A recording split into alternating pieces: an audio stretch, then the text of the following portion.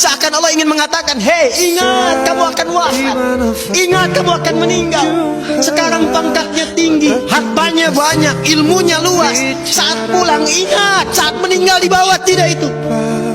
Pakaian cuma 2 helai kain kafan, tidak ada kantongnya. Dibawa ke alam kubur, dunia tidak ada yang ikut. Zikir, ingat, eling, ingat, kata Allah, yang hanya bisa dibawa amal saleh. Karena itulah ketika Allah meminta kita menunaikan amal saleh, semua amalnya disebut dengan zikir. Bukankah kita diperintahkan menunaikan sholat? Sholat dalam Al-Quran disebut dengan zikir. Quran surah ke-20 Taha di ayat ke-14. Innani anallahu la ilaha illa ana fa'budni wa aqimis salata li dzikri. Baca Quran, Quran disebut dengan zikir. Quran surah Al-Hijr di ayat yang ke-9. Inna nahnu nazzalna dzikra wa inna lahu lahafizun. Menghafal Quran disebut dengan zikir. Disebutkan 4 kali di surah Al-Qamar ayat 17, ayat 22, ayat 32, ayat 40. Wa laqad yassarna al-Qur'ana lidzikri fahal min muddakir. Doa itu amal soleh, disebut dengan zikir. Quran surah ke-7 Al-A'raf ayat 205. Ud'u rabbaka fi nafsika tadarruan wa khifatan wa dunal jahri minal qaul. Anda setelah salat mengucapkan subhanallah, alhamdulillah, Allahu akbar, itu zikir. Quran surah ke-4 An-Nisa ayat 103. Fa idza qadaytumus salata fadhkurullah. Maka kata Allah, ingat, kalau sudah sampai akhir pekan itu, yang dihitung jangan cuma dunianya. Berapa ya harta yang dikumpulkan selama kerja ini? Di pasar, berapa keuntungan yang diraih? Di kantor, berapa omset yang didapatkan? Berapa pangkat yang sudah diletakkan di pundak itu? Berapa ilmu yang sudah diraih? Kata Allah, ingat, saat meninggal, apa bekal zikir yang telah kamu siapkan?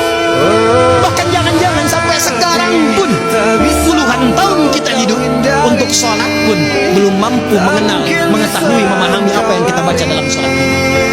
Bahkan diberikan usia yang banyak pun, jangankan menghafal Quran, untuk baca pun masih belum punya waktu. Hadirin, anak-anak sekarang, kami katakan kepada anda, saya membimbing anak-anak penghafal Quran. Ada yang matanya tak mampu melihat,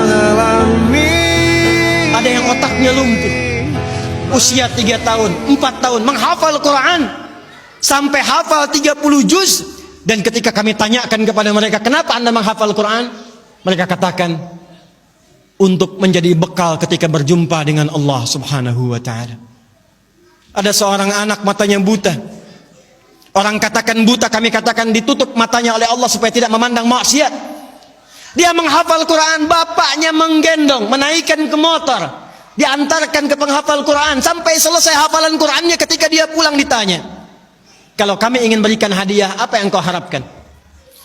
Kata beliau, saya hanya ingin doa saja, supaya Allah meringankan hisab saya di hari kiamat.